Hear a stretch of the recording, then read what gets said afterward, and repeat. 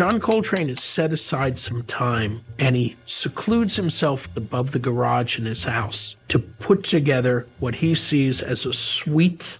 Recorded in a single session on December 9th, 1964, A Love Supreme was Coltrane's musical prayer, an offering of thanks for a spiritual awakening he experienced. He once said, "During the year 1957, I experienced by the grace of God a spiritual awakening, which was to lead me to a richer, fuller, more productive life." This would be his way of giving thanks after battling his demons of addiction over the years. Miles Davis famously wrote in his autobiography he would come to the gig in clothes that looked like he'd slept in them. John Coltrane's fired. He's never been higher in his career, and so the drop down is long and hard. And so here's John Coltrane at a pivotal point of his life. He's got to make a decision. But it took a while for the vision to come together and find the right musicians.